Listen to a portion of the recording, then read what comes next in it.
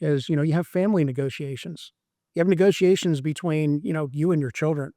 Um, you obviously, if you're leading people, right? And I don't care if you're leading, a team of three or you're leading thousands of people, that agreement between the leader and the follower is an agreement, and it's very fragile. And I know we are going to get into a little bit about what you do. Can you give us a brief background on your history, like and how you got started in like I know your company, camp negotiations. They really help people in negotiating, and it doesn't just have to deal with like business. It could be all avenues of life. Correct? Yeah, that's correct. The company was started almost 30 years ago by Jim Camp Sr., my father, who wrote a book on negotiation. And it kind of when it hit, it came across as very contrarian, was kind of going against the grain of typical negotiation philosophy. His book was titled "Start with No." He published that back in the early 2000s, and at the time, I was working with him as a coach, and I was kind of in charge of his sales program, so to speak, bringing in new clients, but also did a lot of coaching with him. Um, so he built an organization, and at the time, I was also serving in the military in the early 2000s. And when 9/11 happened, I was in the reserves. And, uh, fast forward 5 years after 9/11, I basically left camp negotiations, told my father and the company, hey, I really enjoy this leadership aspect of the military. And I had the intention of, maybe doing my 20 years in the military and then getting back into the family business. And what was ironic is, 34 years later, I just retired from the military last March and have been back involved with camp negotiations for about the last 18 months. So didn't plan on a military career, but it worked out. And what was interesting for me is obviously I had this camp negotiation system. So my dad developed a systematic approach to negotiation, and it was obviously deeply embedded in me. And it was interesting to me when I started getting into leadership. And, when you fly airplanes in the military, sooner or later they tell you, hey, we're going to take away your toys and give you a desk, right? You're essentially going to be a commander at some point. And what was interesting to me is how often I negotiated. It was almost every day, and the agreements that I was trying to reach internally and externally on behalf of all the airmen in the Air Force that I was leading. Uh, I applied the same system to that almost on a daily basis, and got extremely fortunate. And my career uh, I just propelled into different positions, and then finally ended up, the commander of roughly 5,000 folks and four big bases in the state of Ohio. Uh, so I went a lot further than I ever expected I would. I just wanted to fly airplanes and serve. Uh, but the system of negotiation that was embedded in me uh, really served me well, and I learned a lot. And now coming back into the business world, there's a lot of application, and it made us realize that negotiation is not just about business negotiation, which is typically how people think of negotiation. Agreements are around us all day, every day, and sometimes the internal ones are the most difficult. So I'm back with the company. My brother Todd is a co-owner, and he's really been doing the heavy lifting for while I was off serving in the military.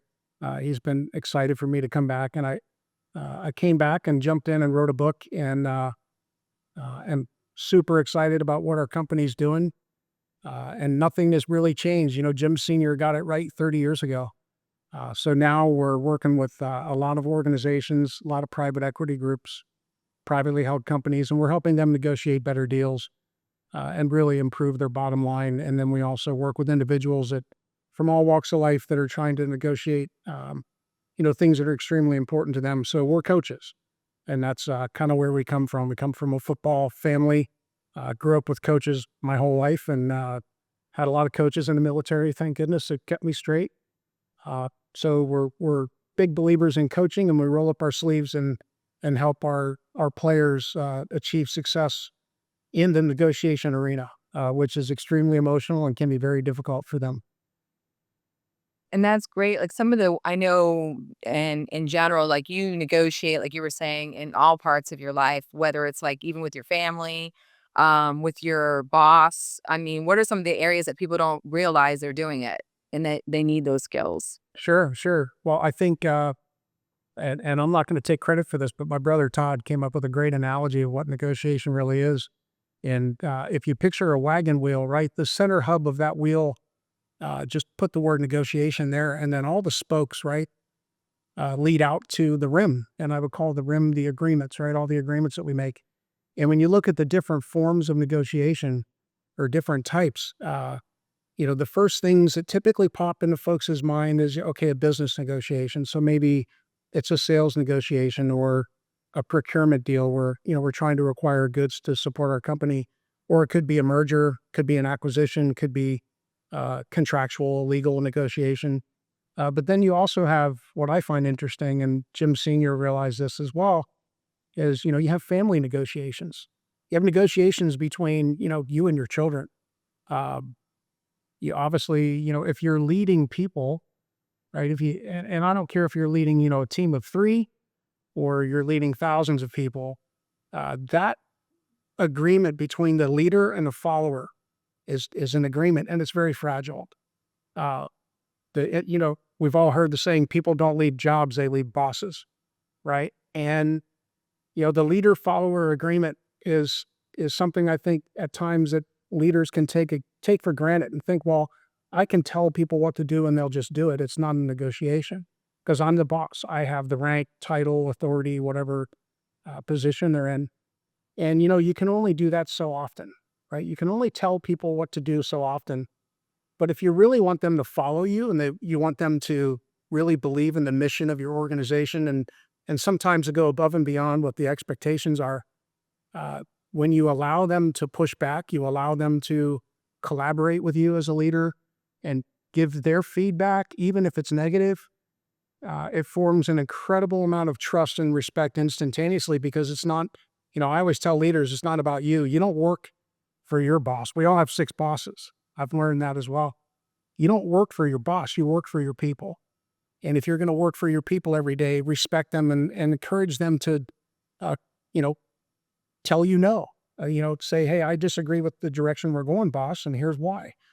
You gain a lot from that. And that's one of the things I think I really learned in the military is the more people you're leading, uh, the humbler you need to be. And you need to understand you're not going to have the answers to all these problems that they deal with every day. Uh, but reaching that agreement to get them to truly follow you and to stick by you and to believe in the agreement that you're asking them to agree to is extremely powerful. And uh, again, it doesn't matter if you're leading a family at home or you're leading a small organization or a team or, um, you're in a position where you've got thousands that are counting on you. Um, those agreements, everything you do all day, every day is a negotiation. And I think our definition of negotiation will help solidify that point. So if I were to ask most people, how do you define the word negotiation? Or what do you think of when you hear the word? Uh, for example, Melissa, if I were to say, what do you think? What's the first thing that pops in your mind when you hear the word negotiation? What do you think of? Trying to come to a middle of the meeting of the minds, kind of like, an agreement between each other on how things are going to go. Yep. So trying to, a lot of times it's meet in the middle, right? We think, and we do this every day with our clients. I'm going to Calgary in the morning to meet with a new team up there. And I live in Florida and just found out it's 2 degrees up there. So I'm going to have to go get a winter coat today. But, Oh my gosh. but when we sit down with those teams and we talk to them and the first thing we focus on is mindset. Like, how do you see negotiation? And most of the time we hear, while we're trying to meet in the middle, we're trying to, there has to be a little bit of give and take. We have to preserve the relationship. If it's a long-standing client, those relationships are important. We hear the word compromise all the time. And in fact, when you look at just where compromise came from. And Jim Sr., my father, pointed this out in his first book.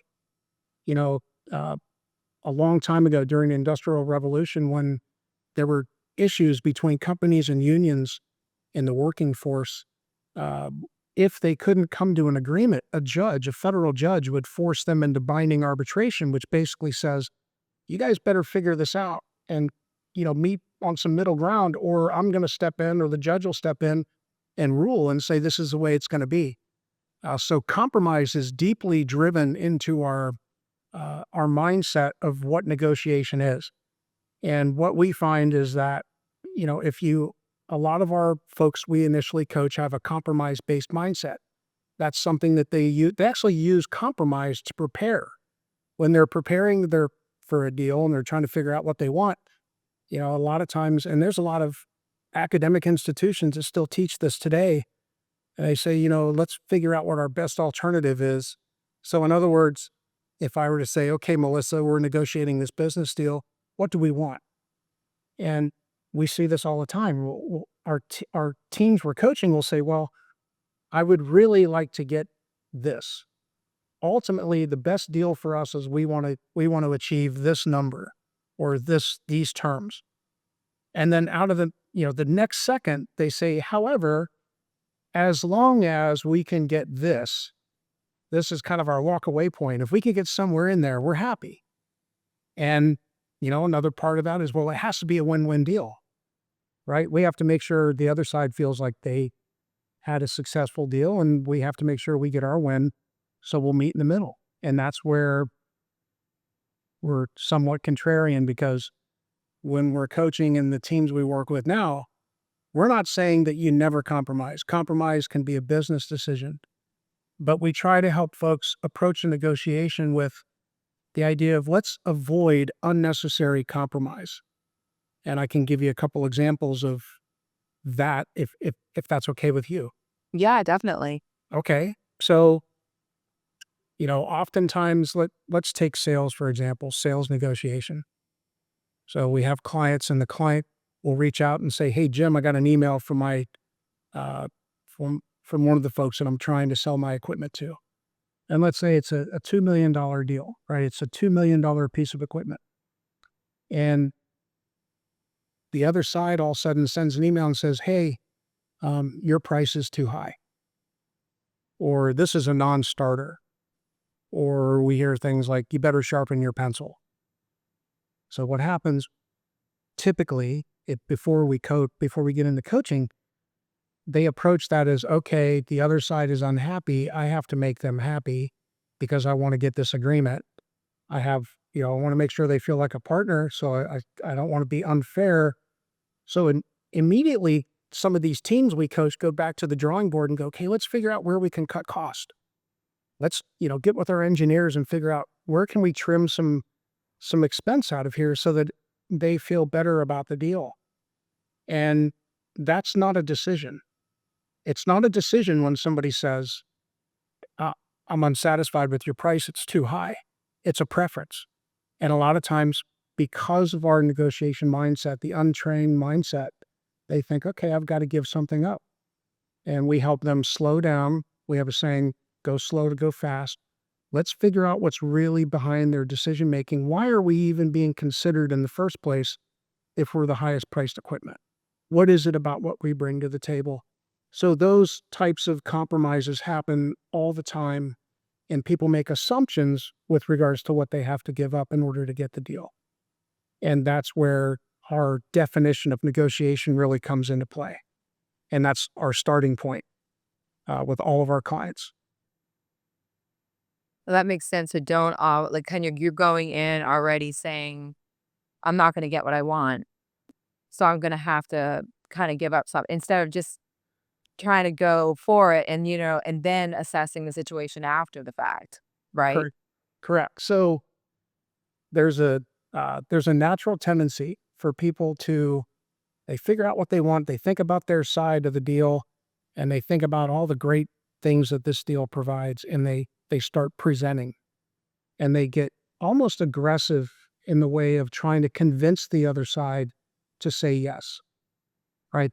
They get into and that becomes emotional. When they feel the deal slipping away, they get emotional and they push even harder. And what we try to coach is we say, okay, look, and this is really a takeaway, I hope, for the audience, uh, that everyone can implement right away. A negotiation is the effort to bring about agreement by two or more parties, with all parties, and this is the important side, having the right to veto, the right to say no. So hence my father's title of his book, Start with No. The idea is, if you give someone openly, you're trying to reach an agreement, and before you even start, you say, hey, Melissa, look, uh, I'd like to sit down with you and go over these terms and figure out if, this is an acceptable deal, but I want you to feel comfortable telling me no at any point. At any point in the process, I want you to feel comfortable pushing back. It's okay. And when you give someone the right to say no, immediately what we've discovered is that lowers the emotion of your opponent. And opponent is not a negative term. It's a, let's face facts. When we're negotiating face to face and we're both trying to, move the ball forward, so to speak, with reaching an agreement, it is an opponent situation, right? You're competing in some ways. Doesn't mean you don't shake hands at the end of the game, but you're still competing. So when we give our opponent the right to say no, a couple of things happen. First and foremost, it lowers their emotion, right? I'm sure everybody listening, and I'm sure, Melissa, you've experienced this. When you walk into, let's say you walk into an appliance store, a car dealership, and immediately you feel the full court press, right? You feel the, oh boy, here it comes, right? They're gonna sell me something, and that pressure that you feel will put up a wall immediately. So, and then sadly, if the salesperson pushes too hard, they come across as needy and desperate. And if you come across needy in any deal, especially a big business deal, or even if you need your college senior daughter like myself, if I need her to listen to me because I'm trying to give her good advice, if I push too hard, she puts up a wall emotionally. So by lowering that emotion, giving somebody the right to say no, it establishes respect. It shows that you don't really need the deal. And then immediately it gets your opponent in a position to start sharing with you what they see, what's important to them. So we go into a discovery mode where we start to uncover really what is it about what we provide and how we provide it that can benefit our opponent in that agreement. What are we really trying to help them see? And instead of presenting and telling and all the great reasons why they should, in this case, buy our product, let's ask questions to find out how important different aspects of what we provide is that important to them. And it allows us to see, okay, there's, let's say, the $2 million piece of equipment I mentioned. There might be 50 benefits of that equipment. But if I present all 50 to you and you don't care about 40 of them, right? What does your brain do? Your brain goes, I don't care about that. I care about this. And now the more we talk, the more we feel like we're trying to convince somebody. So by asking the right types of questions and following a structured preparation, we teach a system. So it's a structure. It gives us emotional control. We give the right to say no. And then we start finding out what's really important. And then something really interesting happens. And this is where we tell our clients, you have to be comfortable feeling uncomfortable. And it's very uncomfortable when you actually get a decision and somebody tells you no. But that is the opportunity. That's the aha moment where they say, no, I can't move forward with this deal. Okay, where are we falling short? What's the real issue? If you've given someone the right to say no in any agreement and you allow them to make that decision, their emotions drop, and then that's in a lot of cases, they'll tell you the real problem is this. And that's where we find out, okay, this is where we're falling short. Only then, and after we hear the word no maybe 2 or 3 times, and that's an uncomfortable feeling, right? You've got this huge deal on a balance, and if you don't get it, your company could go out of business, but you allow somebody to say no. And that's when because of the respect you've given them, you'll find out what the issues are. And then you can go through and figure out, okay, what can we fix? And maybe that will entail a small compromise. That's a business decision. But we know that you've gone through the process and have actually done the best you can to get to where you are with that decision. And that's what we look for is decisions. And no is not a bad decision. But people are afraid of the word no. So emotionally, they try to like avoid that. Their emotion kind of kicks in and they're trying to avoid the word no. So they do everything they can to try to like push the deal through. Right. People will actually run away from problems to avoid hearing the word no. And so we went a little bit further with that. And in my book, Lead from No, I had to come up with a dedication. So I had to figure out, okay, who am I going to dedicate this book to? And it occurred to me the best negotiators on the planet are children, We've never seen, right? which is So that my American grandkids, even though they're, I have an infant, 2 months old, all the way to age 5. My grandkids, the ones that can talk, will tell you when they hear the word no, what do? Do they They give keep up? doing They it. keep going, right? Because when you tell a kid no, or you tell a child no, they look at that, well, that's an opportunity.